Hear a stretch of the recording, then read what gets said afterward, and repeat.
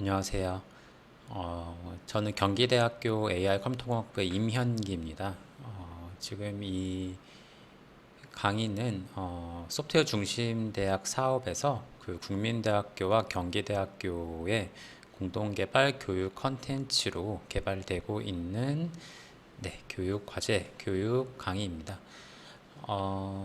국민대학교에서는 김장호 교수님께서 역할을 맡아주시고 경기대학교에서는 임현기 제가 맡게 되었습니다. 저희 두 교수님이 이제 진행하는 강의는 이제 베이직 딥러닝이라는 기초 딥러닝이라는 제목으로 딥러닝에 대한 이제 기초적인 이야기들, 기초적인 얘기들을 담고자 하고 이제 강의의 전반부는 제가 맡아서 진행하기로 하였고 강의 이제 뒷부분 저는 이제 기본적인 머신러닝, 딥러닝에 들어가기 앞서 기계학습에 대한 내용들을 전반적으로 다룰 거고요. 그 이후에 이제 딥러닝, 뉴럴 네트워크 쪽부터는 이제 김정은 교수님께서 맡아주시기로 했습니다. 카메라는 인사만 먼저 드리고 잠깐 끄고요. 오늘 일단 들어가기 앞서서 이제 전체적인 코스에 대해서 다시 한번 말씀드리면 이 컨텐츠, 이 교육 강의는 그 소프트웨어 중심 대학, 이제 국민대학교와 경기대학교에서 소프트웨어 중심 대학 사업을 진행하고 있는데 이 두 대학이 같이 공동 개발하는 교육 컨텐츠가 되겠습니다. 기본적으로 이 강의의 목적은 기본적인 머신러닝에 대한 기본적인 이해를 하고 그리고 이제 딥러닝의 기본 구조가 되는 뉴럴 네트워크에 대해 뉴럴 네트워크 구조에 대해서 또 우리가 이해를 하고 이제 딥러닝 모델들에서 어떠한 역할들을 하고 어떠한 학습 과정들을 거치는지 전체적인 프로세스들에 대해서 우리가 좀 이해를 해보자라는 게 목적이 되겠습니다. 이번 이제 첫 번째 챕터에서 제가 다룰 내용은 이제 전반적인 머신러닝과 그다음에 리니어 메소드, 리니어 모델들에 대한 얘기를 하려고 합니다. 일단 머신러닝은 지금 시대에 많은 관심을 가지고 있고 여러 학생들과 여러 이제 기업들에서도 많이 관심을 가지고 있는데요. 여기 나와 있는 내용을 한번 읽어보면 많은 문제들에서 보통 우리가 이제 프로그래밍을 통해서 뭔가 문제를 해결하고 싶은데 여기 나와 있는 이런 예시들 어떤 사람을 인식한다든지 혹은 사람의 어떤 말을 이해한다든지 이런 것들을 프로그래밍 하기 위해서는 이제 쉽지 않다는 거죠. 우리 단순히 이제 우리 프로그래밍 배우면 반복문, if문 가지고 이런 것들을 할 텐데 지금 여기 나와 있는 이런 것들은 우리가 바로 뭔가 프로그래밍 하기가 이제 쉽지 않겠다 이런 생각이 들 수 있습니다. 그래서 머신러닝에서는 우리가 이제 일반적인 프로그래머가 개발하듯이 if문을 잔뜩 넣고 이럴 때는 어떻게 하고 저렇게 어떻게 하고 이런 조건들을 주는 게 아니라 프로그램 자체가 우리가 어떤 주어진 데이터가 있다면 여기 이 데이터로부터 뭔가 이제 자동으로 학습하는 자동으로 알고리즘을 만들어내도록 하는 것이 기본적인 이제 기계학습의 목표, 기계학습이 하려고 하는 어프로치가 되겠습니다.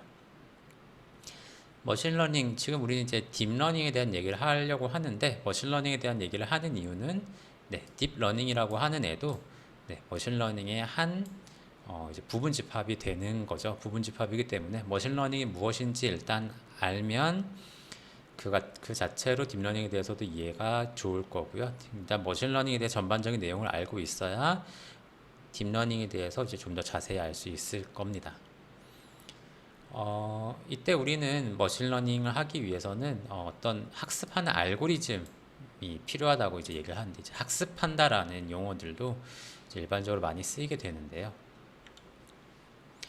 앞에 나와 있었던 것처럼 어떤 사람을 인식하거나 말을 이해하는 것은 우리가 그냥 바로 알고리즘이 우리가 이렇게 딱딱 떠올라가지고 이렇게 딱딱 할 수 있는 게 아닌 거라는 거죠. 그러기 위해서 우리가 러닝 알고리즘이 이제 필요하다는 거고 우리가 어떠한 이런 사람을 인식하고 사람의 말을 이해하고 사람이 눈을 보는 것처럼 컴퓨터가 이해하기 위해서는 우리가 단순하게 이제 손으로 다다닥 해서 코딩해서 할 수 있는 것이 아니다 라는 걸 이제 들 수가 있고,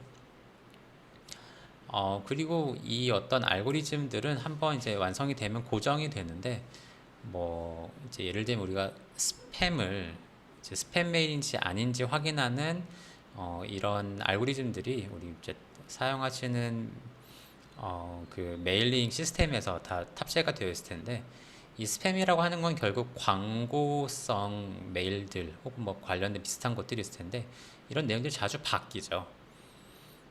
하지만 한번 완성해 놓은 코드들을 가지고는 새롭게 바뀌는 이런 광고 내용들을 이제 바꾸기가 어렵죠. 물론 사람은 금방금방 이해를 할 수 있지만 한번 완성된 코드는 바꾸기가 어렵기 때문에 이런 머신러닝 관점에서 어떤 학습된 알고리즘을 이용하는 것이 필요할 수 있겠다. 그리고 기본적으로 사람이 이런 전체적인 알고리즘을 구상하고 기획하고 뭐 이렇게 설계해서 하는 프로그래머보다 조금 더 이제 성능이 좋은 어떤 시스템을 우리가 생각해 볼 수 있는 거죠. 뭐 그 외에도 어떤 프라이버시 문제라든지 네, 이런 것들까지 포함하여서 러닝 알고리즘이 우리가 머신러닝을 할 때 꼭 필요한 것이 되겠구나. 우리 인간이 할 수 없는, 인간이 하기 어려운 것들을 이 러닝 알고리즘을 통해서 우리가 해볼 수 있겠구나 라는 걸 생각해 볼 수 있습니다. 머신러닝 하게 되면 이제 뭐 수학 쪽으로 많이 뭐 이렇게 얘기가 많이 되는데요. 수학이 많이 필요하다, 수학을 좀 잘해야 된다 이런 얘기들이 있는데, 뭐 여러 가지 수학들이 필요하지만 이제 통계 분야와 좀 비교되는 경우들이 많이 있는 것 같습니다.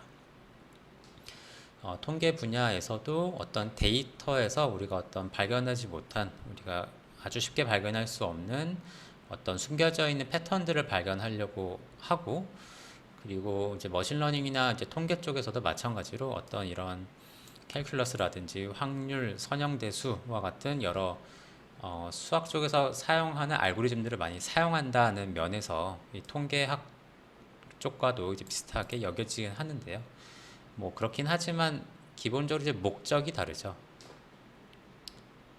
보통 이제 통계 쪽에서 관심이 있는 것은 우리가 이제 과학자 혹은 뭐 어떤 정책적으로 결정을 내릴 때 어떤 좋은 그 결론을 내리기 위해 이 도움을 주고자 하는 거에 조금 더 초점이 맞춰져 있다면, 머신러닝은 이제 그런 거라기보다는 우리가 어떤 원하는 하나의 시스템, 하나의 에이전트를 만드는 데 관심이 있는 거죠.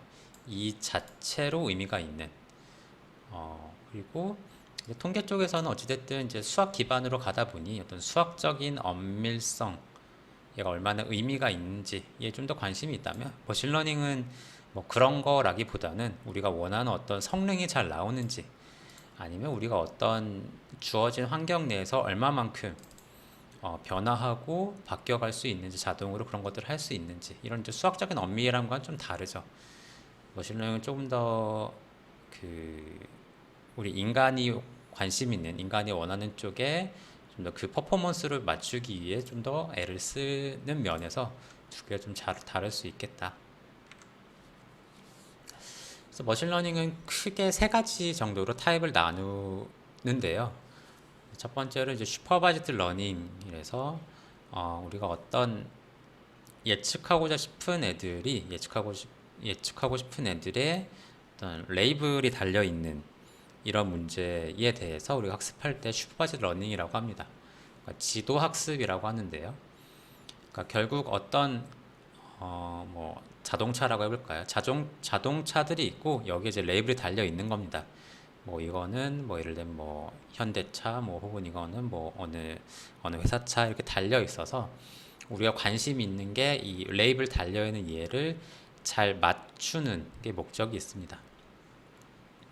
그리고 reinforcement learning이라 해서 이제 강화학습이라고 해서, 얘는 이제 슈퍼바이즈 러닝과 좀 다르게 어떤 우리가 만들고자 하는 시스템이 어떤 보상, 어떤 행동을 하고 그 행동에 따른 보상이 있을 텐데, 그 보상이 최대화하도록, 그 보상을 최대로 많이 받을 수 있도록 행동을 학습하도록 하는 이런 시스템을 만드는 것을 이제 강학습이라고 합니다.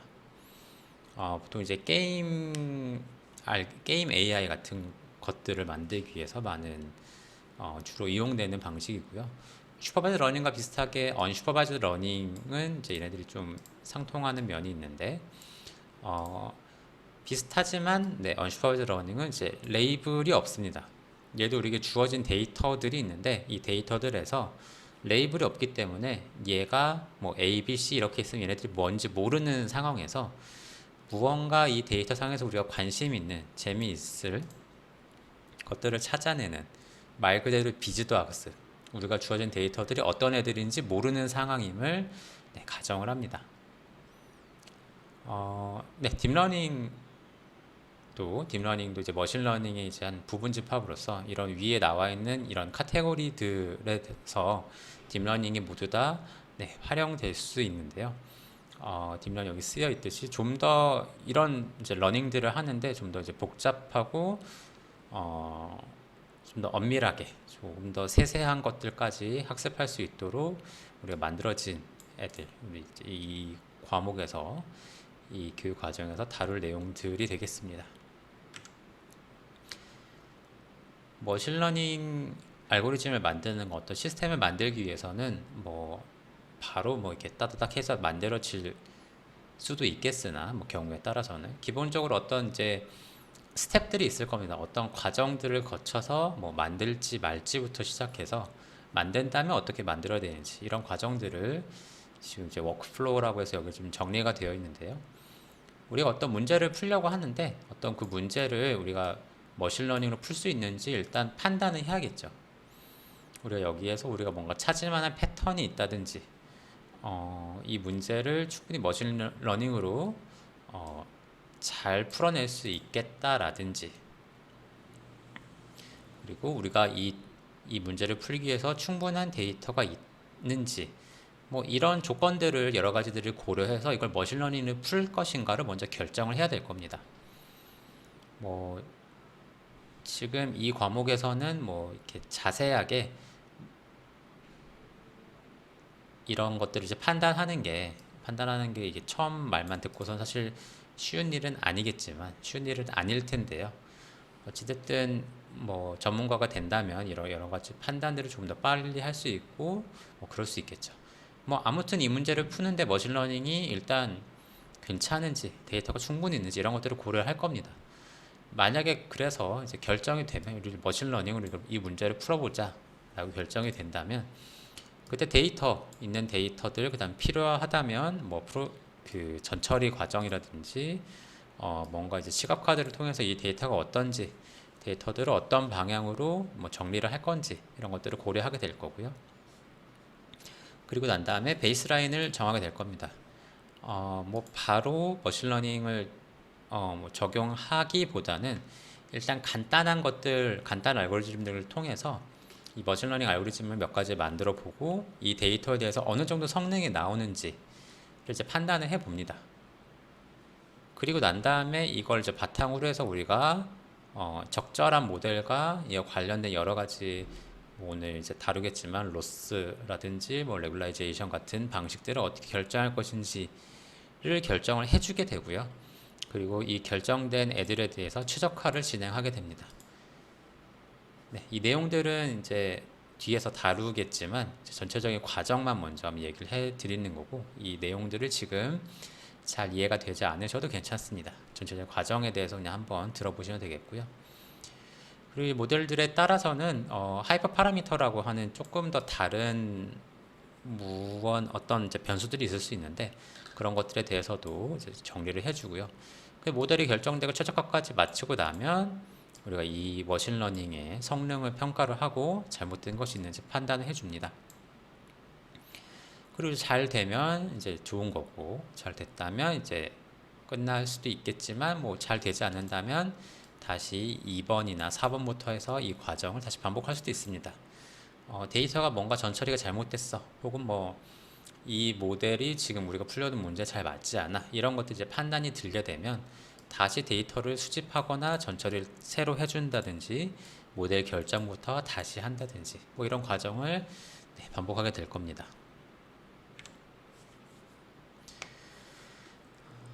기본적으로 슈퍼바이즈드 러닝, 지도 학습을 좀 더 초점에 맞춰서 얘기를 해볼 텐데요. 슈퍼바이즈드 러닝은 아까도 설명드렸듯이 어떤 우리가 가진 데이터들, 이 데이터들을 조금 더 그 하나하나들을 뭐 혹은 인풋, 뭐 example, 샘플 뭐 이런 식으로 얘기를 하는데, 얘네들이 모여져 있는 인풋들이 모여져 있는 어떤 큰 하나의 셋, 하나의 데이터, 얘를 이제 트레이닝 셋, 이제 학습 데이터 뭐 이렇게 얘기를 합니다. 이 학습 데이터에 대응되는 레이블들이 반드시 있어야지 이제 지도 학습이 가능하게 될 거고, 여기서 중요한 것은 우리가 어떤 문제를 지도 학습으로 풀려고 할 때 항상 기본적으로 이 세 가지가 무엇인지 우리가 좀 판단을 할 수 있어야 합니다. 판단할 수 있어야 이걸 이제 지도 학습으로 우리가 해볼 수 있는 거죠. 지도 학습으로 한다는 것은 태스크가 무엇인지, 인풋이 무엇인지, 레이블이 무엇인지가 그러니까 바로바로라기보다는 이 각각들이 무엇인지 우리가 알 수 있어야, 혹은 우리가 데이터 상에서 이런 정보들이 있어야 지도 학습이 가능할 겁니다. 뭐 예를 들면 우리가 뭐 이미지들이 있는데, 이미지들만 있다고 바로 지도 학습할 수 있는 게 아니라, 우리가 데이터가 이미지들이 있는데 우리가 원하는 태스크가 무엇인지, 여기에서 어떤 오브젝트들이 여기 이미지 안에 어떤 애들이 있는지를 판단해 보는 태스크를 하고 싶다 라고 한다면 이거 연관되어 있는 인풋, 이미지를 생각해 볼 것이고요. 그리고 오브젝트 리코그니션을 하기 위해서는 레이블은 그 오브젝트가 무엇인지 알고 있어야 한다는 거죠. 이 세 개가 같이 주어져 있을 때, 혹은 이 두 가지가 정해져 있고 우리가 태스크를 결정했을 때, 이럴 때 이제 지도 학습을 할 수 있겠다라는 걸 생각해 볼 수 있습니다. 이 중에 뭐라도 하나 없으면, 뭐 태스크는 우리가 좀 뭐 고민해 볼 수 있겠으나, 기본적으로 인풋과 레이블 이 두 개의 쌍이 없고서는 우리가 지도 학습을 할 수가 없습니다. 기본적으로 머신러닝 한다 그러면 데이터는 분명히 있을 텐데요. 보통은 데이터뿐만 아니라 이거 연관되어 있는 레이블이 반드시 필요하다. 이미지 캡셔닝, 이미지에다가 뭔가 이 코멘트를 달고 싶다, 이 이미지가 무엇인지 설명하는 걸 달고 싶다라고 했을 때는 지도 학습으로 한다면 이미지와 해당하는 캡션이 필요한다는 거죠. 이런 이제 과정들을 우리가 좀 알아야 할 거고요. 이런 것들이 있어야만 이제 지도 학습을 할 수 있다. 인풋 벡터라고 되어 있는데요. 지금 여기에는 어떤 고양이 이미지가 하나 있습니다. 고양이 이미지가 있고, 얘를 가지고 이미지 클래시피케이션 하고 싶은 거죠. 그러기 위해서는 일단은 우리가 지도 학습에서는 얘가 이제 고양이라고 하는 레이블이 달려 있다라고 가정을 해야 될 거고요. 있어야 할 거고, 이미지 분류를 하기 위해서 우리가 주어진 인풋, 아까 이전 페이지에서 이 인풋이 있는데, 이때 인풋이 이제 이미지가 되는 거죠. 이미지가 이렇게 있습니다. 이미지가 이렇게 있고, 여기 보시면 뭐 이렇게 숫자들로 이루어져 있는데, 우리는 그냥 이 이미지를 보면 바로 고양이라는 것을 알고, 뭐 어디 이렇게 앉아 있고, 뭐 이렇게 나무 사이에 있다는 걸 이제 바로바로 판단할 수 있지만, 사실 이거를 이제 컴퓨터가 보기에는 그냥 여기 RGB 값들로 이루어진, RGB에 해당하는 숫자들로 이루어진 어떤 이제 행렬들, 뭐 혹은 벡터들로 볼 수 있죠. 그래서 우린 이런 숫자들이 우리의 인풋 혹은 인풋 벡터가 될 것이다 라는 걸 생각해 볼 수 있습니다. 앞에서 우리가 이제 다루었던 데이터들, 그러니까 얘기했었던 이런 데이터들 혹은 태스크들을 보시면, 뭐 이미지도 있고요, 텍스트도 있고, 오디오도 있고, 뭐 혹은 신용카드를 사용한 어떤 거래 내역들, 뭐 이런 것들이 있을 수 있습니다. 우리가 머신러닝을 하려고 하는데 우리가 가진 데이터들이 이렇게 좀 다양할 수 있겠죠, 당연히. 그런데 우리가 이때마다 이미지는 이미지대로 따로 하고, 텍스트는 텍스트로 따로 하고, 뭐 거래는 거래대로 따로 하고, 이렇게 머신러닝을 개별 데이터들마다 만들면 뭐 끝이 없겠죠. 사실 모든 케이스들을 다 다루기에는 어렵겠죠. 그래서 이런 문제들, 그러니까 머신러닝으로 이런 데이터들에 대해서 문제를 풀고 싶은데 어떤 건 이미지, 어떤 건 이제 시그널, 어떤 건 웨이브, 어떤 건 이제 텍스트 이런 것들을 다 고려하지 않고 기본적으로 머신러닝에서 하는 가장 기본적인 이제 전략 접근은 그냥 이런 데이터들을 모두 다 인풋 벡터, 이제 RD 차원의 어떤 인풋 벡터로 표현하는 게 쉽겠다. 그럼 우리 머신러닝 단에서는 인풋 벡터 RD에 있는 인풋 벡터를 가지고 우리가 무언가 알고리즘이든 뭐 시스템이든 만들 수 있다면 여기 나와 있는 이미지나 텍스트나 뭐 오디오나 이런 애들을 어떤 형태의 데이터인지 상관없이 우리는 RD 차원의 데이터로 우리가 변환해 볼 수만 있으면, 우리 인풋을 이렇게 표현해 볼 수만 있다면 뒤쪽 단의 머신러닝은 다 그냥 그대로 가져다 쓸 수 있지 않겠는가 라는 겁니다. 그래서 이러한 이제 방식, 이러한 우리의 어떤 목적, 이러한 방식이 이제 레프레젠테이션이라고 표현을 하기도 하고요. 결국 우리가 풀려고 하는 이런 여러 가지 태스크들, 거기서 발생한 여러 데이터들, 여러 형태의 그 문제들을 어떻게 표현할 것인가, 머신러닝, 딥러닝에서 어떻게 표현을 해서 그걸 풀 것인가 라는 게 이제 레프레젠테이션이라고 이렇게 얘기해 볼 수 있을 텐데요.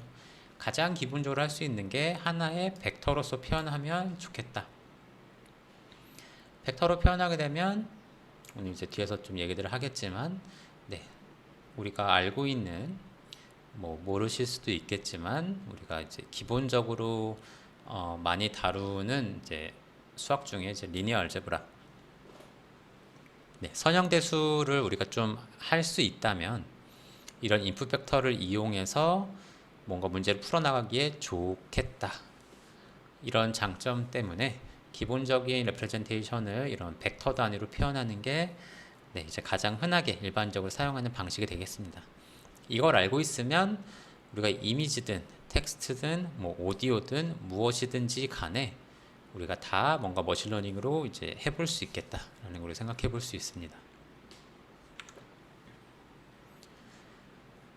그래서 앞에서 봤었던 고양이 이미지는 어떤 이제 2차원상의 벡터, 뭐 혹은 행렬이라고 말하는 이런 형태가 있을 텐데, 얘를 이제 벡터로 표현해 본다면, 네, 뭐 이제 4 곱하기 4짜리 이미지, 굉장히 작은 픽셀로 이루어진 데이터 라고 지금 가정을 하고 있는데, 이런 거를 이제 벡터로 바꾸는 것은 뭐 그렇게 어렵지 않겠죠. 4 곱하기 4짜리가 결국 16개의 숫자들로 이루어져 있는 건데, 얘네들을 이렇게 쭉 이어서 붙이면 얘는 이제 16차원의 디멘전에서 어떤 하나의 벡터로 표현하면 얘가 이제 하나의 이미지가 하나의 벡터로서 표현되는 거죠. 지금 여기서는 이미지라고 했지만 이게 어떤 이렇게 웨이브 폼이 될 수도 있고, 우리의 텍스트에서 뭐 단어들이 뭐 이렇게 있는 상황이 있을 수도 있는데, 어찌됐든 얘를 벡터로 바꿀 수 있으면 뒷단에 있는 우리가 머신러닝들을 모두 다 사용할 수 있겠다. 이 바꾸는 방식들에 대해서도 우리가 이제 필요하다면 공부해 볼 수 있고, 충분히 많은 것들이 벡터로 표현하기가 괜찮다라는 것들이 사람들이 이제 많이 알고 있습니다. 그래서 이쪽 분야 사용하는 형태로 벡터로 우리가 바꿀 수 있는 방법들을 우리가 알 수만 있다면 우리 지금 이제 앞으로 할 머신러닝이든 딥러닝이든 다 활용할 수 있겠다. 그래서 우리의 이제 인풋 샘플을 우리가 어떤 RD 차원의 인풋 벡터라고 표현했을 때, 이거에 해당하는 우리의 샘플 하나 X라고 하는 RD 차원에 있는 X에 해당하는 어떤 데이터가 있을 때 이거에 대응하는 타겟이나 혹은 뭐 레이블이라고 부르는 T라고 하는 어떤 값에 대응되어 있겠죠. 아까 봤었던 그 고양이라고 하는 애는 어떤 고양이로 이루어진 이 숫자들은 이 타겟이 고양이다 라고 되어 있는 것이고, 이 지도학습에서도 크게 두 가지 형태로 나뉘게 되는데요. 이 타겟이 리얼 넘버일 때, 숫자들일 때 우리는 이 문제를 리그레션 문제라고 합니다. 이 타겟이 어떤 그 이산화되어 있는 어떤 카테고리로 되어 있는 이런 경우의 문제를 클래시피케이션, 분류 문제라고 합니다.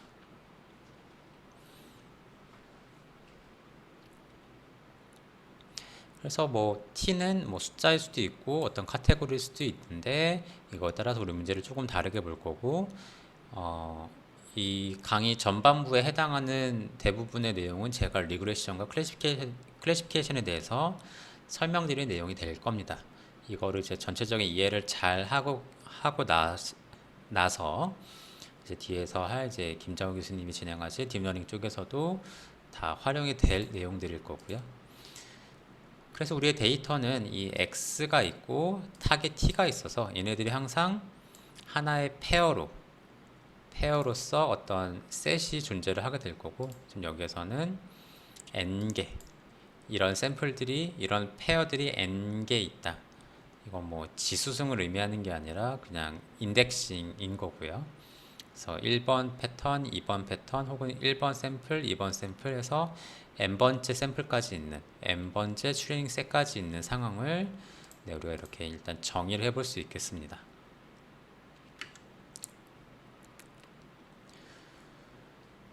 이제 우리는 데이터가 이렇게 있고, 우리가 풀려는 문제가 이미지 분류든 텍스트 분류든 뭐 어떤 거든지 관계없이 우리는 인풋 벡터로 이루어진 애가 있다고 가정을 했고, 그 인풋 벡터에 대응되는 타겟 T가 있다.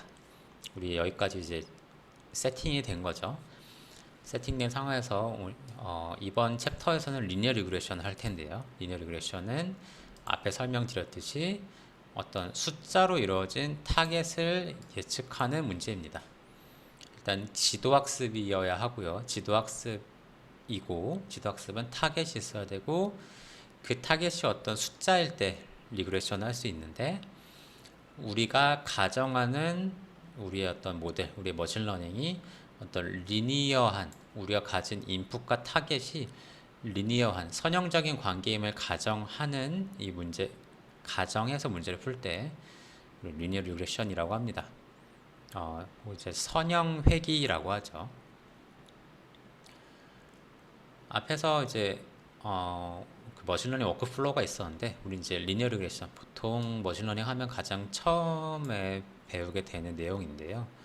이를 통해서 우리가 앞에서 언급했었던 모델을 어떻게 설정하고, 로스는 어떻게 설정하고, 레귤라이저는 어떻게 설정하고, 이걸 하고 나면 이제 옵티미제이션까지 해야 된다고 했는데, 우린 이 리니어 리그레션 이 방식을 통해서 여기 나와 있는 기본적인 머신러닝에 필요한 모듈들을 어떻게 결정하고 어떻게 사용할 수 있는지를 전체적으로 한번 보려고 합니다. 이게 결국에 다 딥러닝 쪽에서도 다 활용되는 내용일 거고요. 일단 가장 단순한, 머신러닝에서 가장 단순하다고 할 수 있는 선형 회귀, 리니어 리그레션으로 한번 문제를 풀어보자.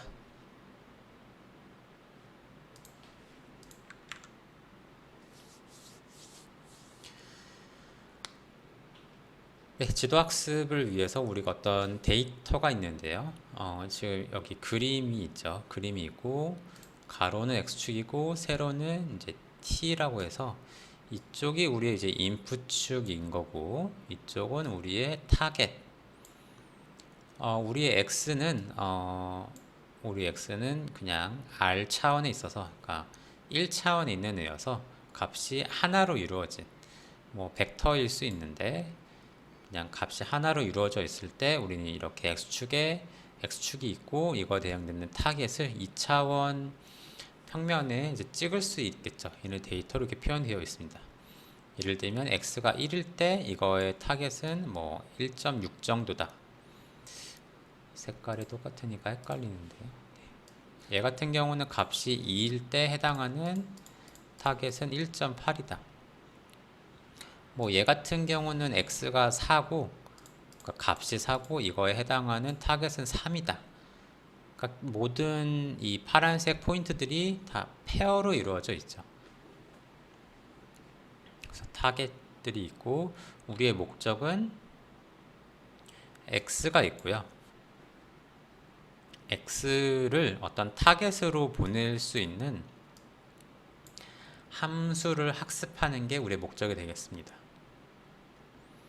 그러니까 우리가 이제 x 값이 1인데 1의 타겟은 1.5인 거고요. 여기 4에 해당하는 어떤 타겟은 3인 건데 얘네들을 이 타겟을 예측할 수 있는 어떤 펑션 f를 만들어 보자. f를 학습해 보자. 이때 우리의 함수 f는 어떤 x라고 하는 우리의 인풋을 받았을 때 y라고 하는 값을 뱉어낼 텐데 얘가 우리의 타겟이랑 비슷해야겠죠. 비슷하도록 할 수 있는 f를 찾는 게 우리의 목적이 되겠습니다. 이해가 되시나요?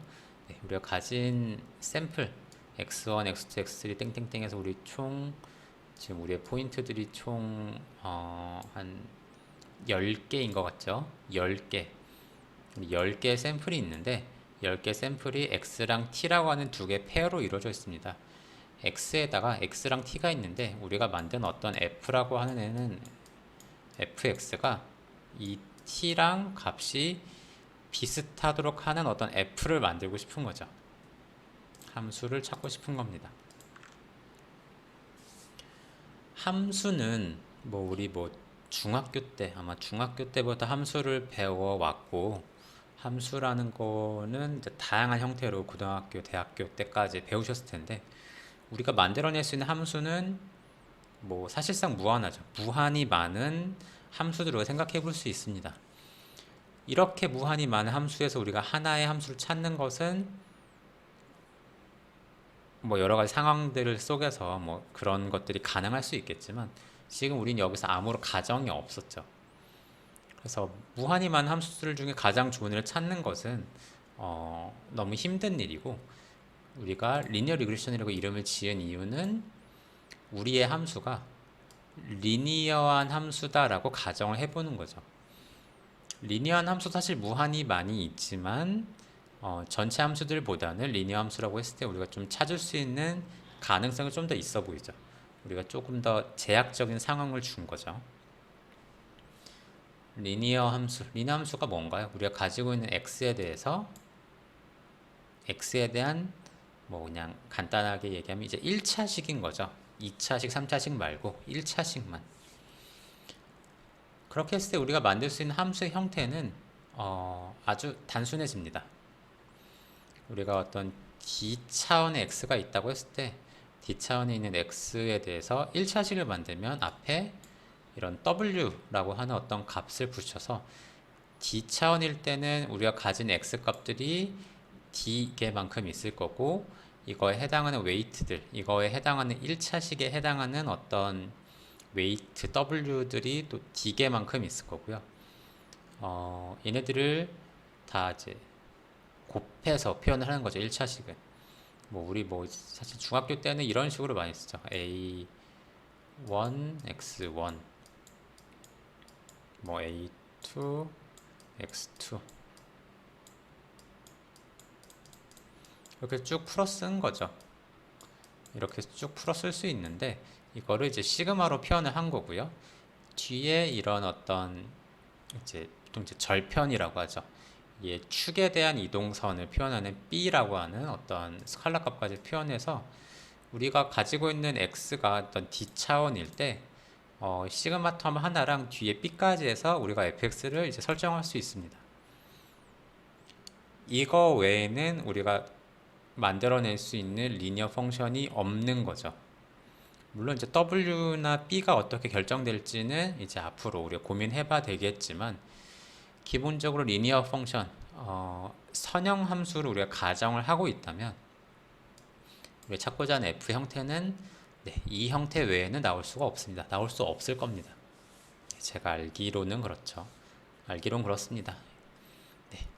주어진 x에다가 모두 앞에다가 어떤 웨이트라고 하는 애를 붙여놓고 뒤에 b까지 붙여서 이러한 리니어 함수를 만들어 놓은 거죠. 그럼 이제 w랑 b를 결정해야 되는데 우리가 원하는 거는 이 fx가 뱉어주는 이 y 값이 우리의 타겟과 비슷하길 바라죠. 이 함수 안에는 t가 없죠. t는 없어야겠죠. 우리가 주어진 데이터가 있을 때 타겟을 예측하고 싶은 거니까 타겟이 여기 안에 들어가면 안 되겠죠. 우리는 x를 가지고 함수를 만들고 얘가 뱉어주는 어떤 예측 값이 우리의 타겟과 비슷하면 좋겠다. 우리의 예측은 y고요. 우리가 원하는 이 x에 해당하는 그 대응되어 있는 t랑 값이 비슷하면 좋겠다. 이렇게 우리가 이 전체적인 리니어 리그레션의 모습을 한번 볼 수가 있고, 여기에서 이제 w랑 b는 우리가 결정해야 될 값이죠. 얘네들을 이제 보통 이제 파라미터라고 부르고, 우리가 원하는 건 이 파라미터 값을 결정하는 거죠. 결정하게 되면 우리가 함수를 결정하게 되는 거고, 이 결정된 함수로 우리는 예측을 해볼 수 있겠다. 결정되고 나면 예를 들면 x가 이제 2차원에만 있다고 하고요. 그럼 x1, x2만 있고, 여기다 결정된 w가 예를 들면 뭐 2였고 하나는 마이너스 3이었고 뭐 b 같은 경우는 1이었다. 이렇게 결정이 된다면은 다음에 새로운 x가 주어지면 x 값에 얘네들을 집어넣고, 예를 들면 x1은 2였고 x3는 뭐 4였다. 그럼 우리 예측은 4 빼기 12 더하기 1에서 뭐 마이너스 5로 예측해 보겠다. 마이너스 5가 아니고 마이너스 7이죠. 뭐 이렇게 써보는 거죠. 그럼 여기에 해당하는 2, 마이너스 3, 1에 해당하는 w랑 b 값을 찾으면 되겠구나 라는 걸 우리가 알 수 있습니다.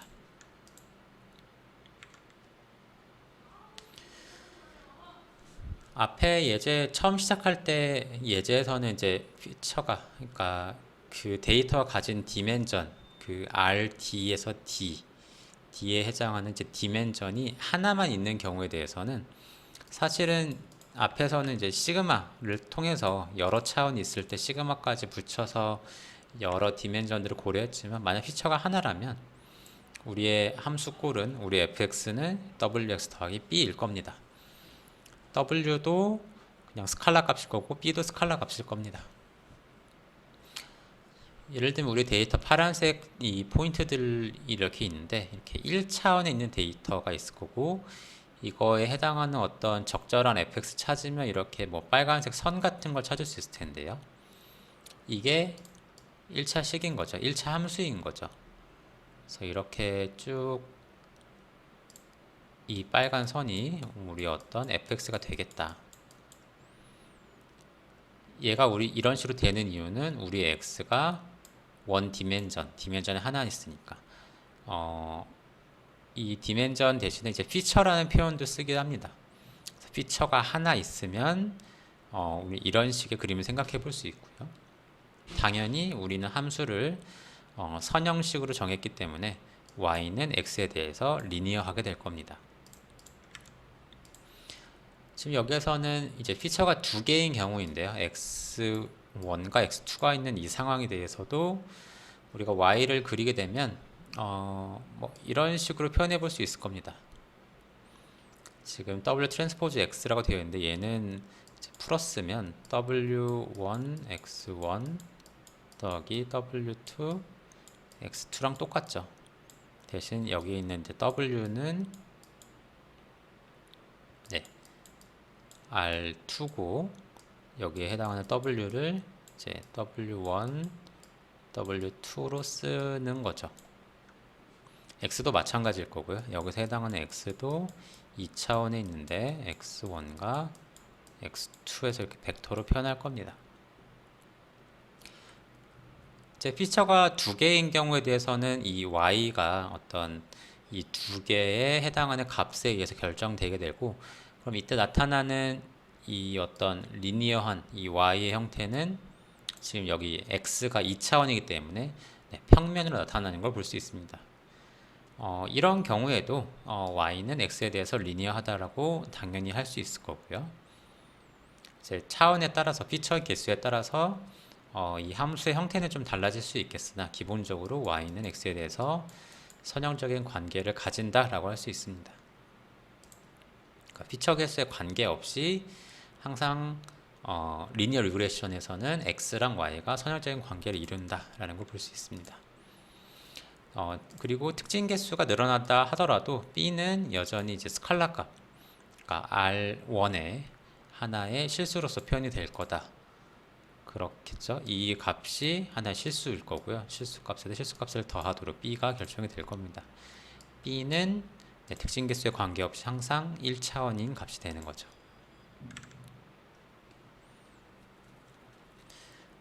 그래서 최종적으로 다시 리니어 리그레션을 정리를 해보면 우리는 xi, ti라고 하는 어떤 t번째 샘플을 가지고 있고, 이런 샘플이 총 n개만큼 있습니다. 우리의 데이터 d 샘플은 rd 차원이 있고요. 얘네들은 우리의 이제 인풋 벡터로 뭐 여기에선 예를 들면 뭐 나이와 키 뭐 혹은 그 외 어떤 것들, 하나의 사람을 표현하는 어떤 특징들, 피처들이 있는 거고, 이거에 해당하는 타겟, 우리가 예측하고자 하는 애는 무조건 스칼라 값 하나인 거죠. 우리는 여기서 찾는 리니어 펑션을 이용해서 타겟 t를 xi 번째에 해당하는 타겟을 리니어 펑션을 이용해서 예측해 보려고 한다. 이게 이제 리니어 리그레션의 이제 문제 정의 정도가 되겠죠. 그래서 아까 말했듯이 우리는 이러한 리니어 펑션을 하나 정하고요.